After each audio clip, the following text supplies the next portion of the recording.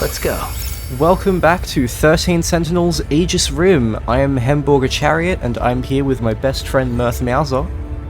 Hello, hello, and we're about to start the route of one of this game's best boys. Yes, Amiguchi is wonderful. We are going to be talking about a lot of spoilers in this playthrough, so if you have not finished the game, don't watch this. Amiguchi is one of the best boys. We love him in this house. He's wonderful. A detail I'm just now noticing, it's like I never noticed his earbuds. It's like in this idle pose before this. I mean, of course he'd have them. He's such a huge music fan. I just didn't notice them beforehand. Wait, were earbuds a thing in the 80s? I think in Japan they were, at least, because I have seen really old, it's like anime EDs where the characters do wear earbuds. I'm like, oh, this was an ED made in the 80s and this character is wearing earbuds. So yeah, I guess it was a thing back then. I guess with how far and technologically advanced they were, it would make sense. I mean, it might have been a thing in the States too, but I don't know. Yeah, anyways, Shu Amiguchi, one of the best boys. We love him. He's very flirty and a man whore, and I love him for that. While my favorite character in this game is definitely Miura, the character I think I'm the most like is Amiguchi. So let's get into it. Alright. Oh, Hello, that voice.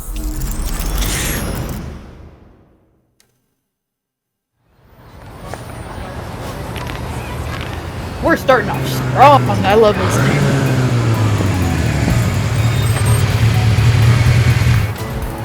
Also, he's That's the a gang from Curry High. flirty bad boy that rides a motorbike.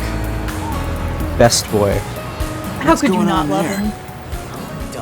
It's a simple thing, but I love how distant his settle this. expressions are, and how he immediately flips a switch once he's talking I to don't have someone. time for this shit today. Out of my way. I don't think you know who you're talking to. I just don't give a shit.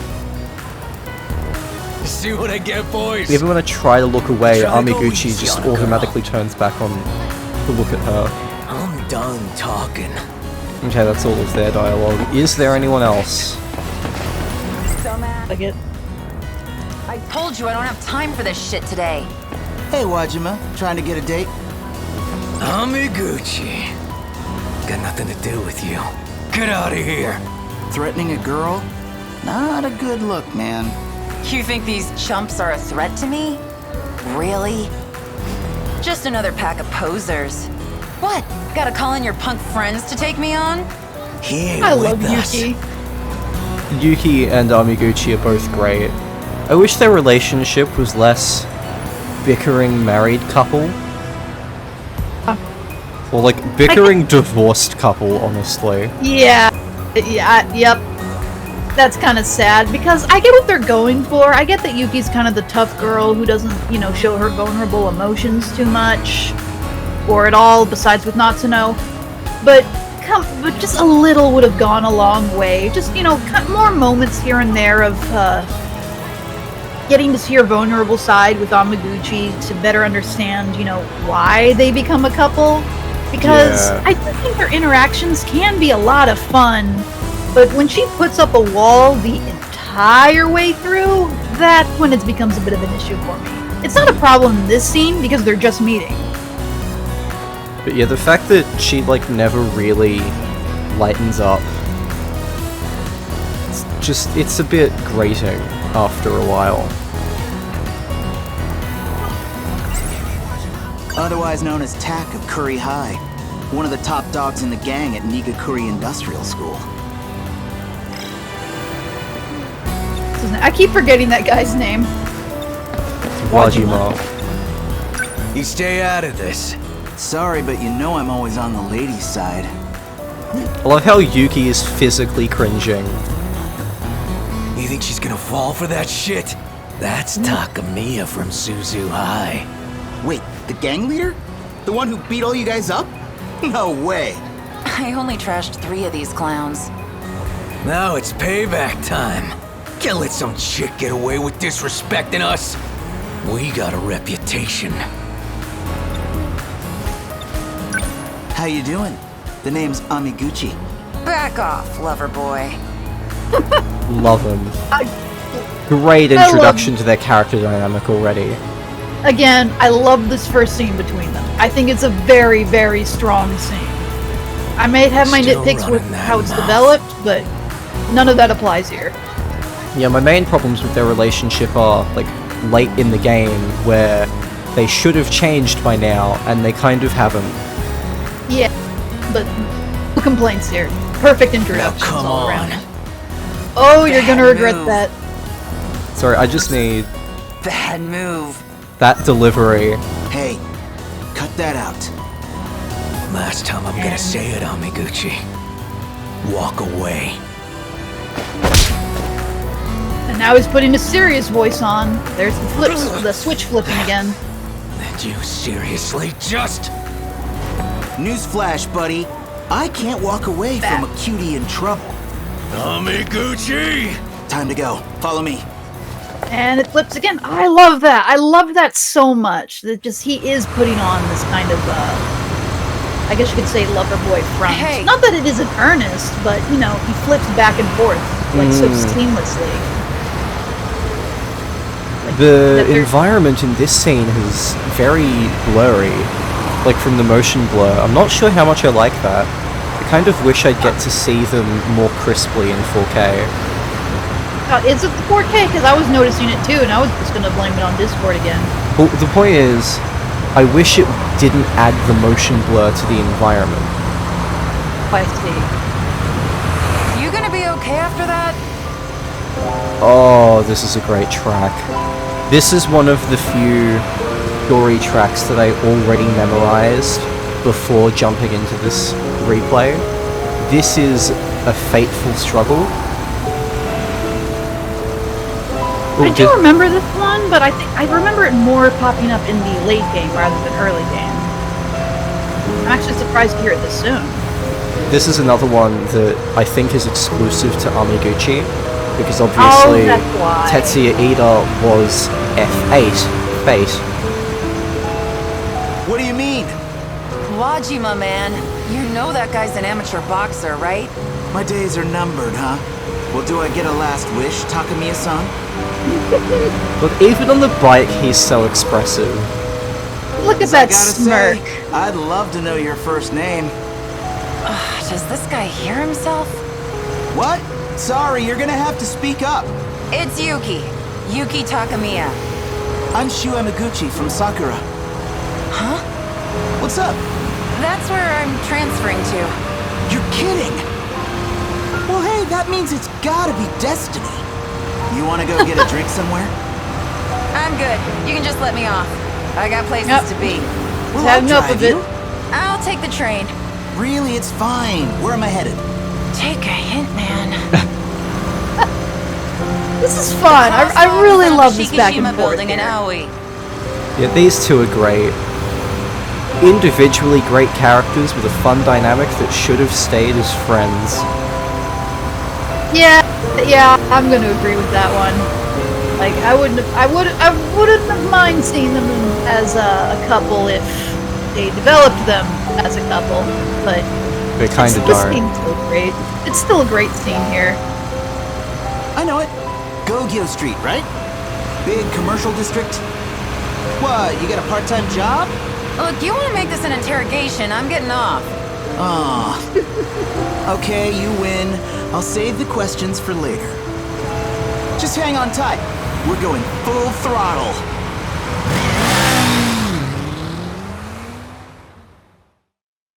Flirty characters don't always work for me, but every once in a while, or once in a blue moon, I should say, they do. Like, every once in a while, I'll find one that really clicks Thanks with for the me. ride, I guess. And Amiguchi is one of those rare few. I love flirty characters. Like, Amiguchi's great here. I love Sylvain in Fire Emblem Three Houses. Sylvain's fun. Yeah, flirty Oh, it characters are definitely a favorite of mine.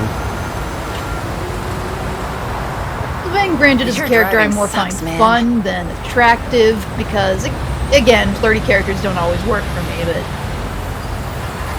it's like Shu nails it. Shu absolutely nails it. You got a boyfriend? Oh, there's a blush. There's a rare blush from Yuki. Okay, that one I like. That one I like. This one's acceptable for how early, their rapport is. Also, the delivery on Hey, you got a boyfriend? the awkwardness of that. I love it. It's adorable. Oh, hell no. Oh, cool. When do you start school? I'm transferring next week. He sounds Can't weird. wait. So Oh, cute. she's already gone. No. And Man, there she's is like, cute. and the best scene between them is over. A bombshell like that, sending those curry guys to the hospital? I've never met anyone like her before. I just might have fallen for her. A very strong start between those two. Unfortunately, it peaks here for me. Amiguchi loves a woman who will absolutely fucking break him. I love a woman who can Wait a kick my minute. ass. As the saying goes. It's the school nurse. What's she doing here?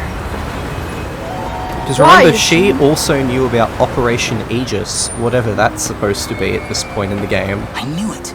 That was Ms. Morimura. Why And is this this is the suspicious Shikishima nurse building. showing up everywhere?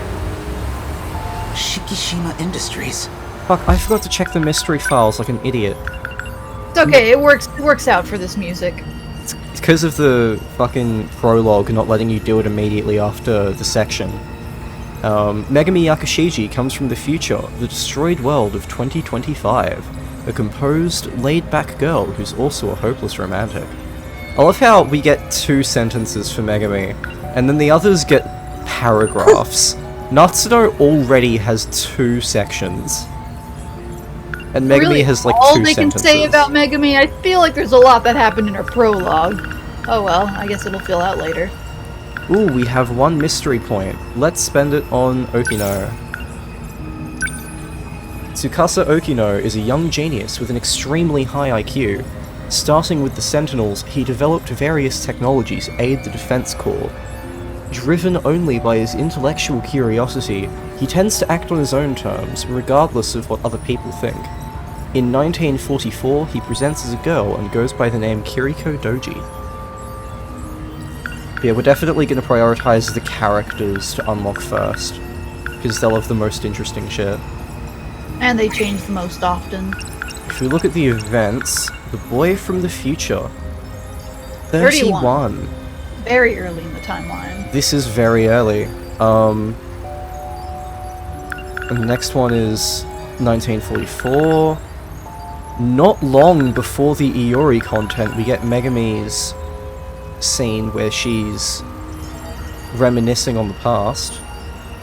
Which is 6 months after 31, so it's quite a bit of time for not a lot of events. We're talking Cat all the way in 145, which Yeah, is not long before Hijiyama and Iori. I think between Sorry, that Jiro, not Iori. and 45, it really shows, yeah, she's just been stalking Jiro for a long time. Yeah, because it's been months in between these scenes.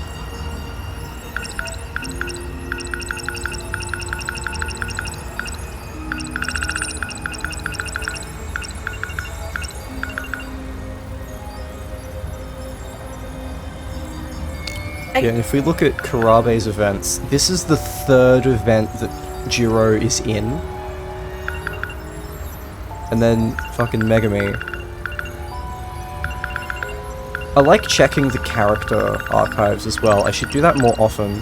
Because it does have valuable information in them. Like, oh, he's like barely in the game at this point. Have valuable information. Just when it comes to trying to figure out the timeline of events, I definitely use the all events more often than the character ones. Yeah, and then Iori basically starts at the start. Like, at the start of her prologue.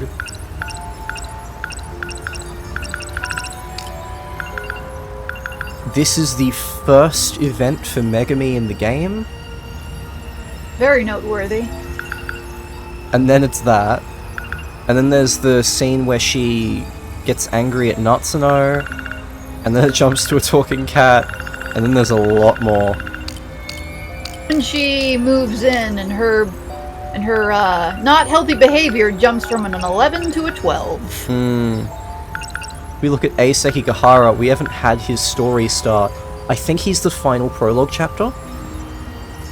Timeline-wise, his story technically starts pretty late, which is something I noticed when his route started. I was like, oh wow, his memory loss happens extremely late timeline-wise, and that really threw me for a loop. But I guess we'll get to it when we get to it.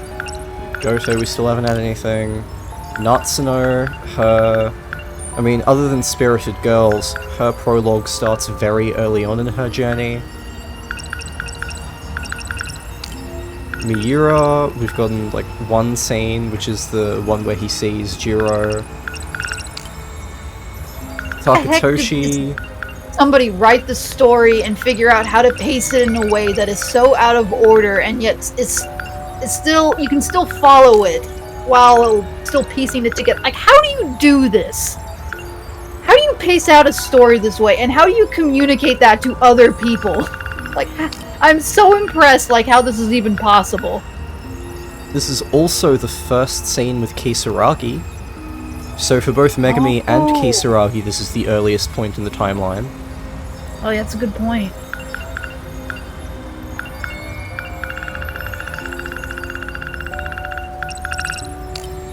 And then Amiguchi, the Dream Team scene is his first one. You know, the gay confession that wasn't a gay confession. Because Vanillaware were cowards. Yuki. Oh, they're big cowards and still not over what they do to my favorite couple at the end. And Ryoko, Cowards. who we haven't seen anything of. I guess They're the ones who make ships interesting. and planes, right? Interesting bit of storytelling in the character events alone is that they are very specific to this version of the character. They don't show events of other versions of that character.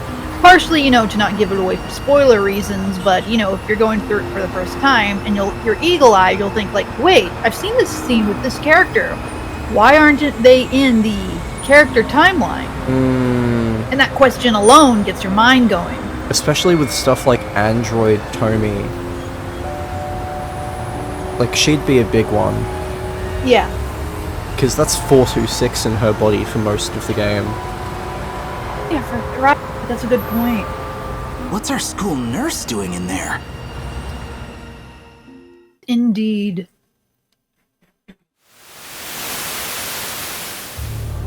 Oh, we get this already. Guess Spent that's it pretty for much Type the 98 entire bipeds. game trying to figure out this one scene, and I just could not until the way end. So interestingly, this is not the current Shu Amiguchi. This is... It isn't. This is Tetsuya Ida from one loop ago, because Tetsuya Ida is the true name of the character. Shu Amiguchi is just him renamed so that Tetsuya Ida can keep existing in the current loop without causing problems. So Tetsuya Ida from one loop ago, who ends up being the Tetsuya Ida that we know as the villain in this game. The closest thing this game has to a villain, and to be fair, he's a phenomenal villain. Oh, he's great. He is a very, very good character arc. Performed well. Yeah, this is Tetsuya Ida, not Shu Amiguchi. And this is right at the end of the previous loop, after everything has gone to shit. So the end of this scene is him jumping to the start of the current loop. Turned out to be pretty useless in close combat. No, actually, I don't think so. Yes, it is. Because Morimura is going to send him. She's going to say, "I'm going to send you back in time," but she's really just sending him to meet Iori on the bridge. So, but if he was going to the start of the second loop, he wouldn't meet, Iori at that age on the bridge. So he just shifted to another sector. This is what I've had trouble thinking about this entire time. Is once again, this one scene threw me for a loop, and I spent the whole game trying to figure it out, and I still don't think I fully have. I think you're wrong, to be honest. Like, this is the end of one loop ago. He jumps to the start of the next... It's shown in the event archive. It is, but... The next scene is the start of the current loop. But doesn't he meet a 16-year-old Iori on the bridge? Yes. But the next loop would start with all of them being born, basically 16 years prior to that. I think you're forgetting how Sector Zero works. Because they're just reviving both Amiguchi and Iori from Sector Zero. And in the backed up state that Sector Zero has, that means that they're physically 16 at that point. Of course it's going to back them up again.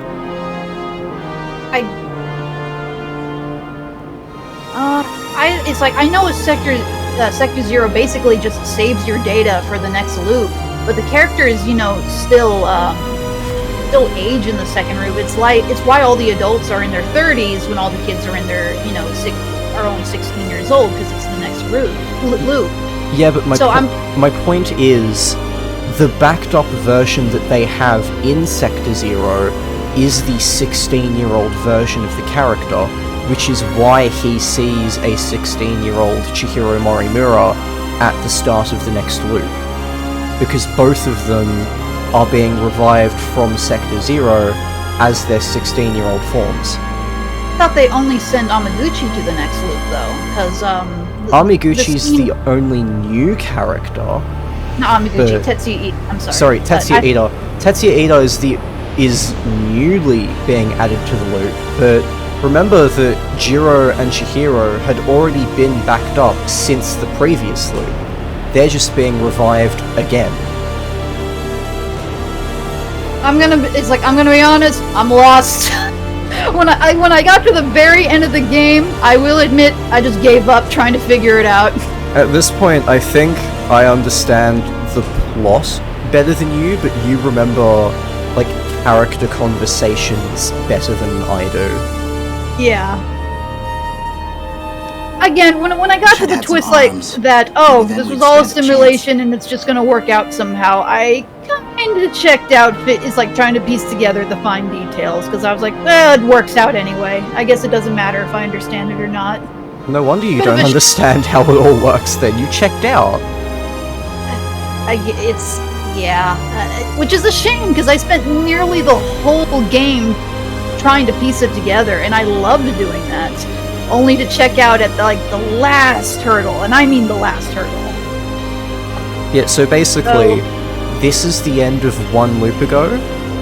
This Chihiro Morimura sacrifices herself to send Tetsuya Ida into Sector Zero, which allows Tetsuya Ida and the Iori Fuyusaka, the Chihiro Morimura that was backed up from 2 loops ago to come to the current loop. I'm so confused, because with what I understand of just what I previously understood with how it works, because more and more is going to come up and say, I'm going to send you to the past. It's tell my past self everything that happened, to kind of throw off the players, a new player, to thinking this is time travel still, when it's not.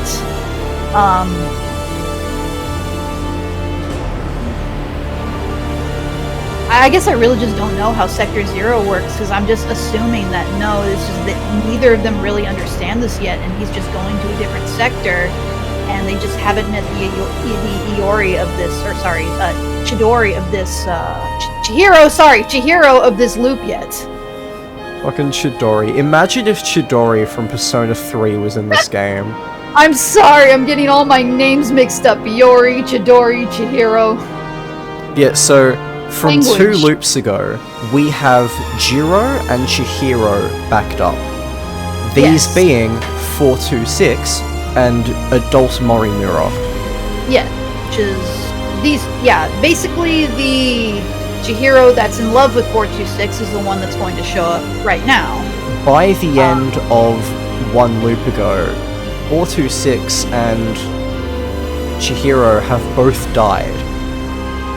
they're being backed up, like they're being restored from their Sector Zero backups, but those backups are from 2 loops ago, not 1 loop ago, like Tetsuya Ida is, which is why all 3 are the same age, despite the fact that Jiro and Chihiro started looping before him.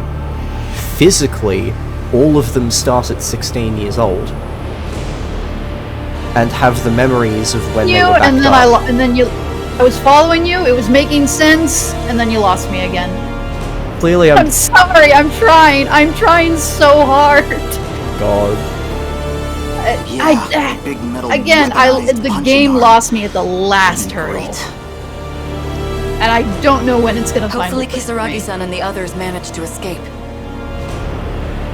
They As long did as they not. got to the shifter gate, they should be okay. Well, a few of them did You actually. realize how far we are from that gate. A few of the characters from 1 loop ago did manage to be backed up to Sector Zero, but not in as complete a form as Tetsuya Ida.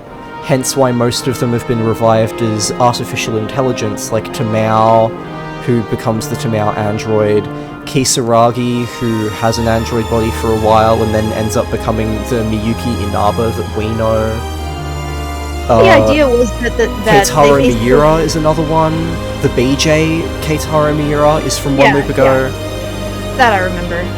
I thought the idea was that they basically all died in an accident, but they had their basically memories and personality basically saved from their Sentinels and or nanomachine. I forget exactly how it was saved. Well, some of them got saved into Sector Zero, but they didn't have everything make it.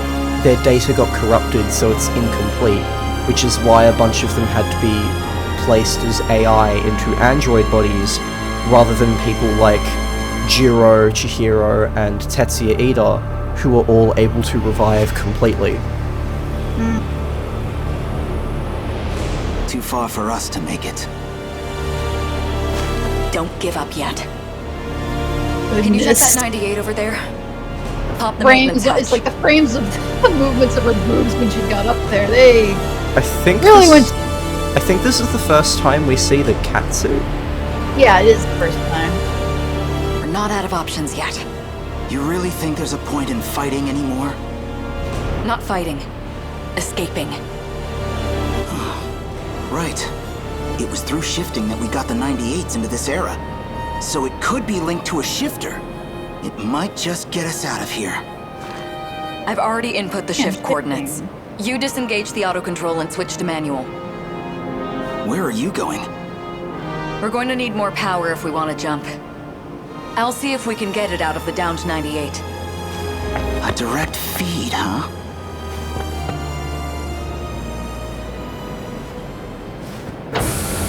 Looks okay.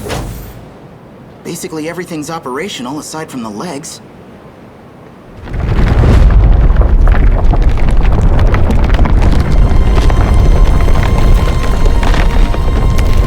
Hey, you might want to hurry up. Things are getting bad out here. They've taken the last mainframe. We've lost. But it's not over yet. Listen, I've got just enough power to send you. As soon as the system's ready, you need to shift. What are you saying? No time left. Can't make it back. 16 years ago, I'll be on Sumire Bridge. Find me and tell me everything. Next time, Ida-kun. And the reason why she knows this is because this isn't her first time reviving from Sector Zero. She knows that the revived Sector Zero version is going to be on the Sumire Bridge in the 2100s. Oh. I know you'll find a way. Miss Morimura!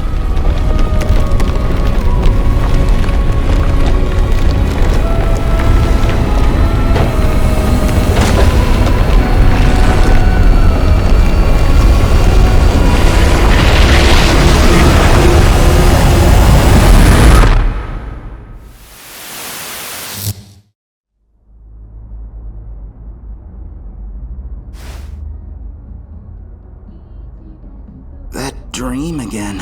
I like that flashback is used with the white noise cutting in and out to sort of add to the whole idea that that's a memory tape that's being given by 426.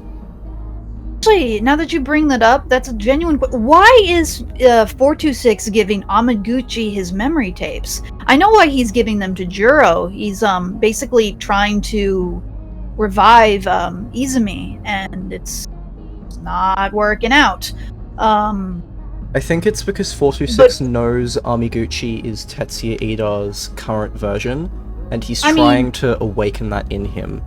But that's the thing, like, why is he trying to awaken that in this current version? So that he can participate in the game properly. Well, the thing is that it's like Tetsuya Ida was very much, it's like they were very much at odds with each other. I mean, he basically tortured 426 over and over and over again. Why would he be trying to awaken that version in the current because the version Tetsuya Ida of one loop ago and the Shu Amiguchi of the current loop are completely different people. The Shu Amiguchi of the current loop hasn't undergone any of the trauma and losing Miyuki Inaba that made the Tetsuya Ida of one loop ago into the monster that he's become in the current loop. This is just a 16-year-old high school kid. This is not the deranged monster that's trying to cheat death and bring back his Miyuki Inaba. What I mean by that is specifically the memory tapes are almost a way to try to rebuild an older version into a current one. At least that's what he's basically doing with Juro, and by extension, that's kind of what's being done with Amiguchi here. But I'm thinking, why? Like, I genuinely don't understand why. I was originally thinking as I was playing it that Tetsuya Ida and 426 basically made some kind of deal, and that's why specifically these two are getting, their getting memory tapes to try to kind of build them into their previous versions again. But that's not what happened, so I genuinely don't know why 426 is doing this. Well, just because 426 gives them the memory tapes doesn't mean they're going to turn out just like the originals. None of them do. Yeah, none of them do, but when I'm not saying like it's guaranteed to happen. I am saying that that's what he attempted to do with Juro, and by extension, I assume that's what he was attempting to do with Amiguchi. Obviously, it was never going to work out. I don't think he was attempting to do that with Amiguchi, that's the thing. I think he was just trying to implant the memories in Amiguchi so that he had more context for what was going on, and learned to be better than his past self. Because 426 is not evil. 426 has faith in humanity for the most part. He's not. He just has some questionable methods sometimes. Very questionable methods. But I guess that makes some sense if he's basically trying to give Shu the pieces he needs to participate in, well, the plot. That's a reason. That's definitely not how she usually looks. But I know that was Ms. Morimura. A giant mecha, a ruined city, and a gorgeous teacher in a cat suit. All those faces. Amiguchi's another one with very good expressive faces that can be very easy to make into emotes. We need to do that at some point. We need to comb through these videos and crop them so that we can import the faces into our Discord server, which is really cool, and you should join it, and you can find a link to it in the card in the description of this YouTube video. Shameless plug. We're usually available. Like a kid who's been watching too much anime. I'm like always on Discord. The only time I'm not is when I'm asleep or recording, and even then those are debatable. I mean, Discord would be open for either one. But man, I still remember how the ground felt under my feet. That felt way too real.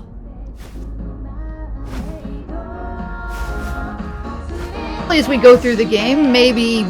I'd just like to bring your attention to the fact... Make sense. Just quickly, I'd like to bring your attention to the fact that this is actually the song Seaside Vacation by the in-universe Miyuki Inaba. The attention to detail that it is her song that's playing at the moment, just before she comes through the TV for the first time.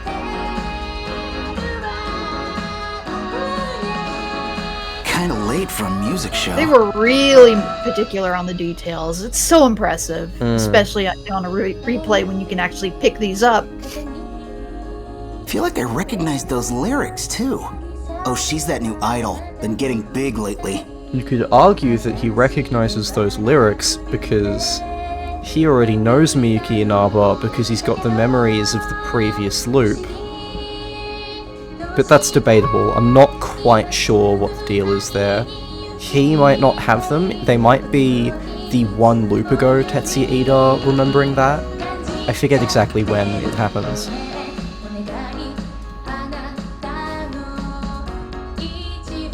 My mind is still on how you were trying to explain all of that to me desperately trying to figure it out, and me just not understanding it yet. I don't know when it's going to make sense. Maybe if we just go through it enough, it'll eventually. You do seem to have a talent for completely misunderstanding the obvious aspects of video game stories, but understanding the nitty-gritty details on characterization. But you don't get the plots. Like, I'm trying so hard. Like, I'm just imagining if I made you play through the Zero Escape trilogy, oh god, you would have so many questions. Because even I, who's usually pretty good about keeping all the details of plots in my head, needed to play the trilogy 3 times over to actually understand everything. You would need to play it like 10 times. I'm convinced. I mean, I still think, all things considered, I kept up with the very complicated rules of this game very well. It's like I admittedly just checked out at the last hurdle. Like, I was keeping up with it so well despite it being so confusing, but something about it at the very end just lost me, and I do not know what.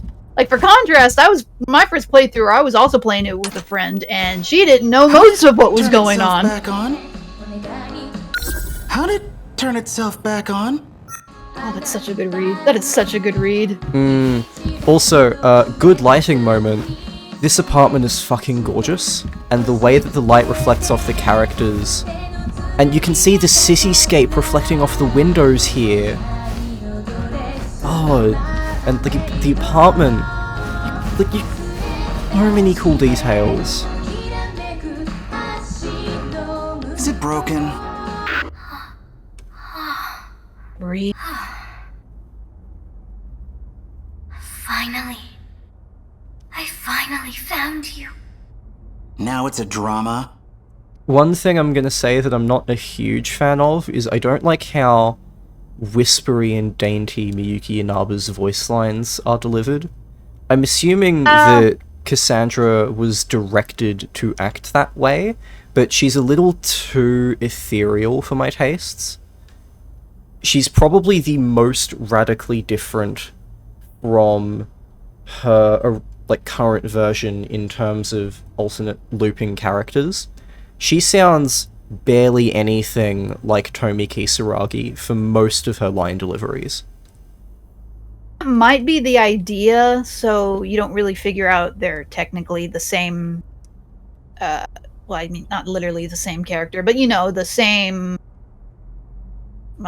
It's like another version of the same person, so you don't figure that out as quickly. Yeah, that is probably the intention. I just think they went a little too far with it.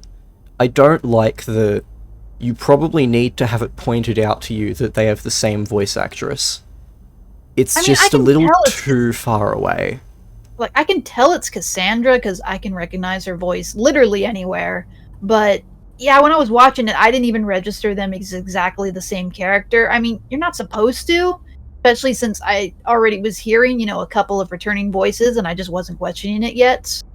But in a game where these actors are really good at putting on a variety of versions of voices for the same characters, these two are a little bit too different. You got a point there, at least tone-wise. Yeah, I don't like just how light-headed, ethereal, whispery Miyuki Inaba ends up being, considering it's fucking Tomi Kisaragi, the blunt, standoffish, rude, sassy best girl. Like, It's too far of a personality shift for me. I do wonder is like why her personality shifted so much.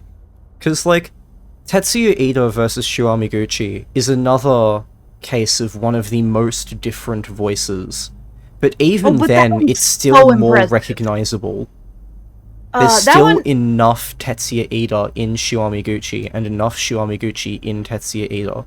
They still sound like the same person, but just very different personalities. Here, they don't even sound like the same person, with Miyuki and Tomi. I kind of have a bit of a different perspective if you're comparing the voice for Shu and Ida. When I was first playing it, I did not put together that, you know, that's supposed to be different versions of the same guy, not only because of how different adult Ida looks from Amiguchi, but because of how little they sounded alike. Like, I am so good at being able to catch when, you know, these voices are voiced by the same actor, and I didn't at all for those two for like at least half the game. And when I realized that that's the same actor doing such different voices, I was beyond impressed. And I think there's a lot of storytelling in that itself, because from their voices alone, you can hear how different people these two are. Just that Shu Amiguchi is nothing like Tetsuya Ida, and you can hear that just in how they talk. And I think that is a very intentional divide compared to this. And I love that. They sound nothing alike. They look nothing alike. They act nothing alike. And yet, biologically, they are the exact same. And yet they turned out to be completely different people. And that's so good. I love that. That's so good. It is definitely very well communicated. I think, like a lot of the other characters in this game, Shu Amiguchi's voice actor, who was... Ben Lepley? I think I have that wrong. Who was Amiguchi's VA? It was, it's like Mick Wingert. Mick Wingus, sorry. Mick Wingus is another one that's giving a performance of his career in this game. You know, like half the cast is. But I think it's especially powerful here because Shu Amiguchi and Tetsuya Ida are such different people in terms of their upbringing and personality and who they've become. Meanwhile, they're still the same physical voice box. Like, they're the same fundamental collection of traits that have just... Their nature is the same, but their nurture is different. And I think they do a lot better of a job at connecting the two characters voice-wise, so that it takes a while for you to get it, but once you know that they're the same, you can hear it in the voice. Yeah, once you're listening for it, you can hear it. I think you can barely hear it with Miyuki and Tomi. It's too far. They're simply too different. Yeah. It's just physically, I know it's the same actress, because again, Cassandra could never hide her voice from me. But in terms of how they're acted, yeah, they don't feel like they're two opposite versions of the same character. Ida and Shu do. Like, man, that is such a good contrast. I've been looking for you for so long. Please help me. Shu Amiguchi. You're the only one I can turn to, Shu-kun. What the heck? Is this a hidden camera thing? No, this is no TV show. Shu-kun, I'm talking to you through the TV. Please, save me. Another cliffhanger that really, really hooked me. Yeah, this was definitely a great one. And it's when I learned, oh, this game is so cruel with its cliffhangers. One of the things I love about the format of this game is that with all of the individual chapters, most of them end on great cliffhangers.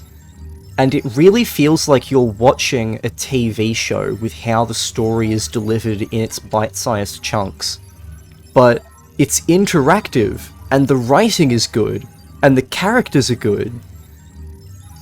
Like, it's so well communicated, and manages to be such an incredibly complex plot and narrative, while still being so easy to grasp piece by piece as you go through the story.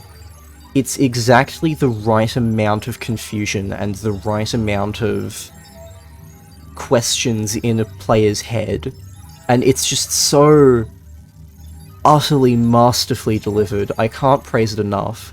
There's many reasons why I consider this the best video game ever made, and how it manages to deliver this insanely complex plot out of chronological order with time travel that ends up not actually being time travel but something even more complicated.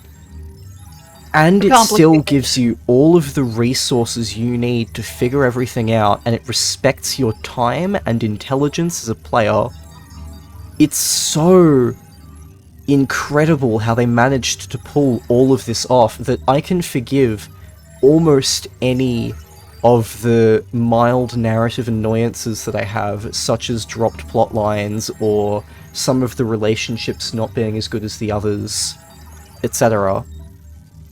I'm here. I know I can sound a little harsh in my nitpicking at times, but I still would put this game as in a top 10 for me easily for best games I've ever played.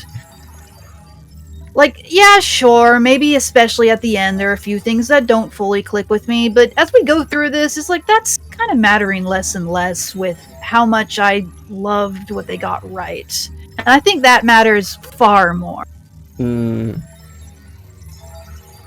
Yeah, that's going to be the end of this video unless we have any final thoughts. None. I'm just thrilled to see more. Yeah, let's just leave it on Shu Amiguchi is one of the best boys. He is one of the best vocal performances in this game, but that's kind of like saying who's the best character. Saying who's the best vocal performance is also stupidly difficult with this game, when almost everyone in the game is giving a career-defining, massively spectacular performance. Yeah, like with each character, I'm thinking like, oh, I love their performance here. This one's the best one in the game, and then someone else will show up, and I'm like, oh no, they're the best one in the game. Like at this point, I can't decide. It's impossible. Everyone's doing too good, too well. I mean, I suppose some are still technically doing better than others, but we still have too many career-defining performances here to definitively pick a number one. I'm going to say they're number one a lot, because so many people are doing too good. That about covers it for today. Do we have time to record more? Oh yeah, we have time to get through the prologue.